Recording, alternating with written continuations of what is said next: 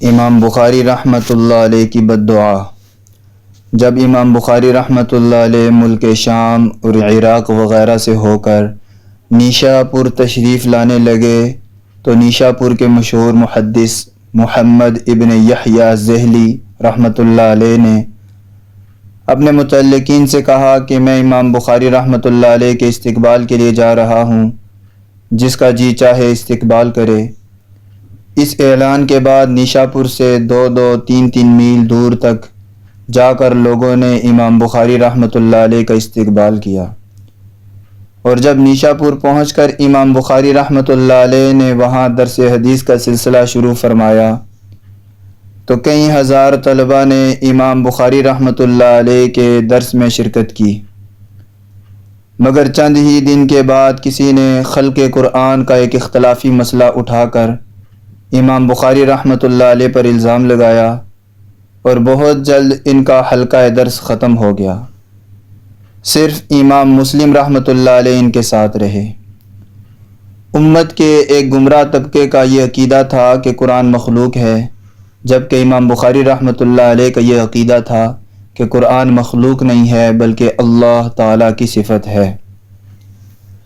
آخر کار امام بخاری رحمۃ اللہ علیہ مایوس ہو کر اپنے وطن بخارا کے لیے روانہ ہو گئے۔ جب امام بخاری رحمۃ اللہ علیہ کے نیشا پور سے روانہ ہونے کی اطلاع اہل بخارا کو ملی تو بڑی شان و شوکت کے ساتھ لوگوں نے امام بخاری رحمۃ اللہ علیہ کا استقبال کیا، اور بخارا آ کر درس حدیث کا سلسلہ امام بخاری رحمۃ اللہ علیہ نے شروع فرمایا۔ ہزاروں طلبہ ان کے درس میں شرکت کرنے لگے، مگر حاسدین کو یہ گوارا نہ ہو سکا۔ انہوں نے یہ ترکیب نکالی کہ حاکم بخارا خالد ابن احمد زاہلی کو کسی طرح اس بات پر آمادہ کیا کہ وہ امام بخاری رحمۃ اللہ علیہ کو حکم کریں کہ وہ حاکم بخارا کے صاحبزادوں کو بخاری شریف اور تاریخ کبیر کا درس دیں۔ حاکم بخارا کی سمجھ میں بات آئی تو حاکم نے کہا کہ آپ دربار شاہی میں تشریف لا کر مجھے اور میرے صاحبزادوں کو بخاری اور تاریخ کبیر کا درس دیں۔ امام بخاری رحمۃ اللہ علیہ نے اسی قاصد کی زبانی کہلا بھیجا کہ علم دین کو بادشاہوں کے دروازوں پر لے جا کر ذلیل نہیں کروں گا، جسے پڑھنا ہو میرے پاس آ کر پڑھے۔ حاکم بخارا نے دوبارہ کہلوایا کہ اگر آپ نہیں آ سکتے ہیں تو صاحبزادوں کے لیے مخصوص کوئی وقت عنایت فرما دیں کہ ان کے ساتھ کوئی اور دوسرا شریک نہ ہو۔ اس پر امام بخاری رحمۃ اللہ علیہ نے جواب دیا کہ حدیث رسول صلی اللہ علیہ وسلم پوری امت کے لیے برابر ہے، ان کو سننے سے میں کسی کو محروم نہیں کر سکتا۔ اگر حاکم کو میرا یہ جواب ناگوار معلوم ہو تو میرے درس روک دینے کا حکم دے دے تاکہ میں اللہ تعالیٰ کے دربار میں عذر پیش کر سکوں۔ اس پر حاکم بخارا سخت ناراض ہوا، اور حسد کرنے والوں نے حاکم بخارا کے حکم پر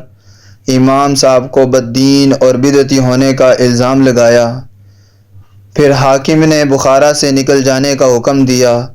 تو امام بخاری رحمۃ اللہ علیہ نے نہایت ہی دکھی ہو کر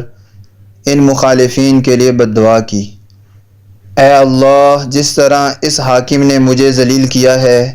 اسی طرح اس کو بھی اپنی ذات اور اپنی اولاد اور اپنے اہل و عیال کی بے عزتی اور ذلت دکھا دے۔ چنانچہ ابھی 1 ماہ بھی نہیں گزر پایا تھا کہ مسلمانوں کے خلیفہ نے اس حاکم کی کسی غلطی پر سخت ناراض ہو کر اس کو عہدے سے معزول کر دیا، اور اس کا منہ کالا کر کے گدھے پر سوار کر کے پورے شہر بخارا میں اس کی تذلیل کرائی، اور اس کو جیل میں ڈال دیا گیا، اور انتہائی ذلت اور رسوائی سے چند دن کے بعد مر گیا۔ اور اس حاکم کے مددگار مختلف مصیبتوں اور بلاؤں میں مبتلا ہو کر ہلاک ہو گئے۔ آج تمام امت دیکھ رہی ہے کہ بخارا، سمرقند وغیرہ جو علماء دین کے مرکز رہے ہیں، وہاں پر علماء دین کی ناقدری کی وجہ سے اللہ جل شانہ نے وہاں سے علم اور علماء کو ایسا اٹھا لیا کہ صدیوں تک وہاں کوئی کلمہ سکھانے والا نہیں رہا۔ اللہم احفظنا من غضبک وسخط اولیائک، اے اللہ ہم کو اپنے غضب اور اپنے اولیاء کی ناراضگی سے محفوظ فرما۔